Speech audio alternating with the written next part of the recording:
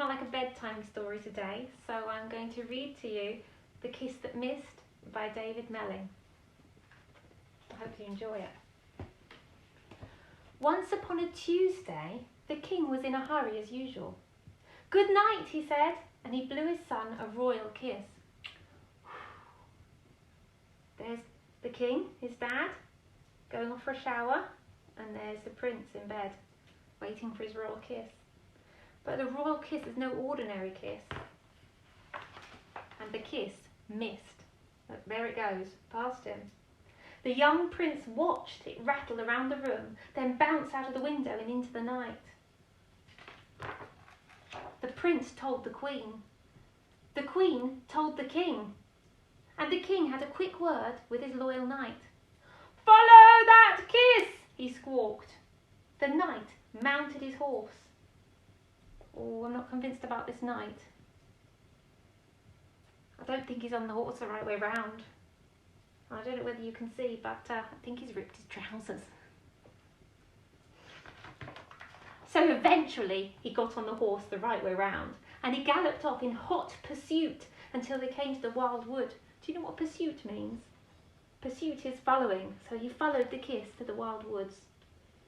Wild creatures with wild eyes, too much hair, and very bad manners lived here. It was dark, it was smelly, and it was snowing. They were not alone. I don't know whether you can see, but there's some wolves and a bear and some other shapes up the top here. That looks a bit like an owl.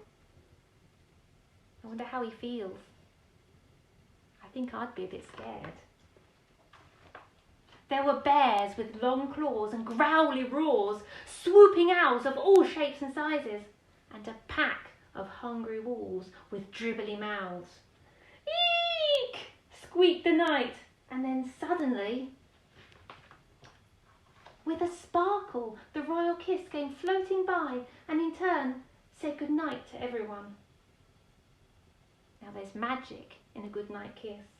And the bears stopped being growly, owls stopped being swoopy, wolves stopped being dribbly, and before you could say big hairy toes, they all settled down for a good night's sleep. Well, that's a relief, isn't it? So the knight and his faithful horse sat down to rest on a wrinkly old tree trunk. But the wrinkly old tree trunk twitched and rose slowly into the air. That doesn't sound like a tree trunk. It's a dragon. And they slowly rose into the air, above the woods and into the clouds. At last they found themselves staring into a pair of giant nostrils. A dragon with "this lot would be nice for breakfast" eyes leered greedily at them. What's he thinking about doing? I think he wants to eat them. Suddenly, with a sparkle, the royal kiss came floating by and flew right up the dragon's nose. Now, what happens when something tickles your nose? He sat up, he sniffed and blinked. Slowly he opened his mouth, took a deep breath and achoo! He sneezed. And that blew the horse and the knight clean away. "Hang on!" he said as they tumbled through the trees. The dragon shouted, "Come back!" as he lumbered after them. "I want to pick you up and..." Oh no, do you think he wants to eat them? He doesn't. "I want to pick you up and kiss you good night."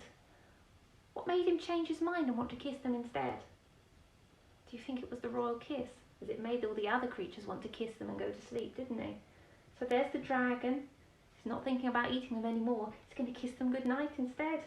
That's a relief, isn't it? Slowly they all made their way back to the castle.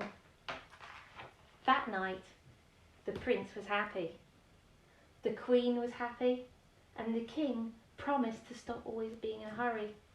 And you can see the knight has brought the royal kiss right the way back again. He made sure everyone was comfortable and slowly read them a bedtime story from the beginning to the end. You could see them all going to sleep with a bedtime story. All of the creatures in the story, and the dragon. Well, he almost read to the end. I think maybe he was a bit too tired.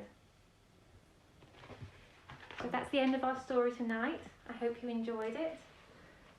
Sleep well. I'll give you a good night kiss as well. And I hope it doesn't miss. Good night. See you soon.